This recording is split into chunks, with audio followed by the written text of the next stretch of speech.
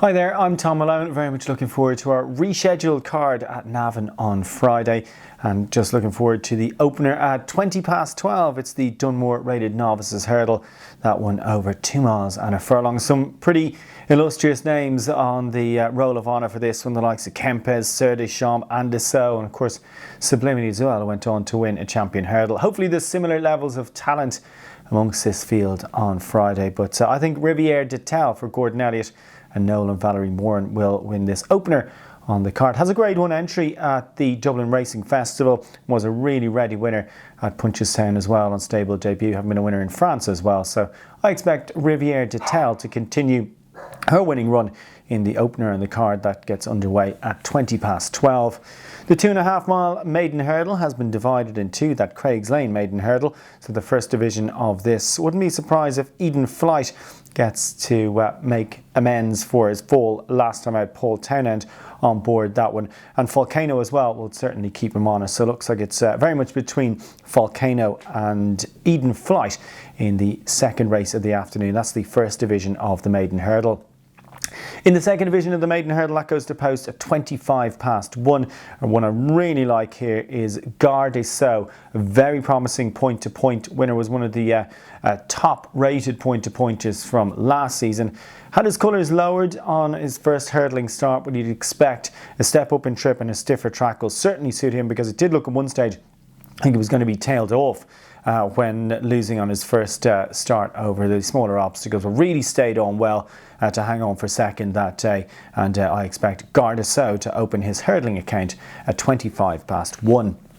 In the 155, it's a really decent race, this Navan Handicap hurdle. Grade B contest over 2.5 miles. And some of these have pretty decent entries as well to come over the likes of the Dublin Racing Festival, and you expect plenty of them to be entered in Cheltenham handicaps too. But Colin Maffar, he's an intriguing runner, should probably be a Martin Pipe winner. Hasn't been seen since that fall at Cheltenham, and well, he's around about a 10-to-1 shot, which looks a decent bit of value, but you'd expect him to strip fitter for that run. The one I do like, who's entered up in, I guess, bigger races as well, is Wolf Prince. Gavin Cromwell trains, Jonathan Moore on board this one.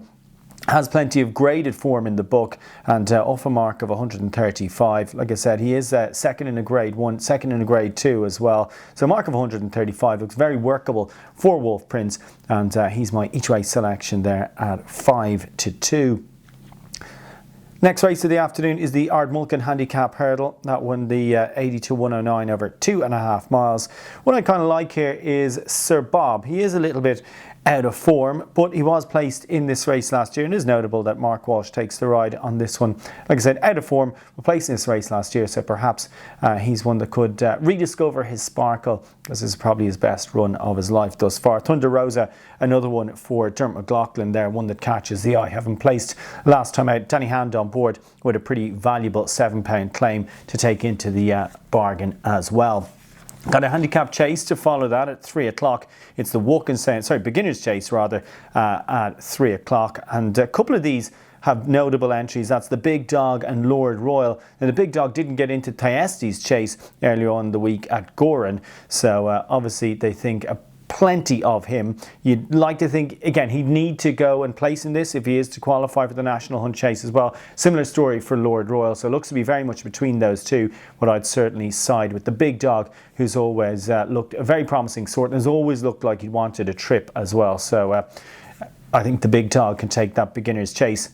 3:05. Then the penultimate race of the afternoon, that's a Handicap Chase, and one I like here is the Gormanlock Handicap Chase. He's bang out of form, but he has shown ability in his life thus far. He's a much lower rating now over chases than he had over hurdles. This is one of the lowest rated races he's run in, so it's about time he got his act together again. So I like the chances of our friend here for Paul Nolan and Brian Cooper in the penultimate race of the afternoon. Like I said, he's bang out of form, but he's dropping down the grades all the time. He has shown ability over hurdles, and that chase mark now has dropped right down to 102, so he should be able to work with that, and I think our friend can take the second last race of the day. And the closing race of the day, the bumper, unfortunately this one has cut up since we last looked at it, but it is the Slane bumper, and the one I like the chances of here is Recite a Prayer from the Paul Hennessy yard. Of course, more famously associated with training greyhounds. He's won an Irish, English and a Scottish Derby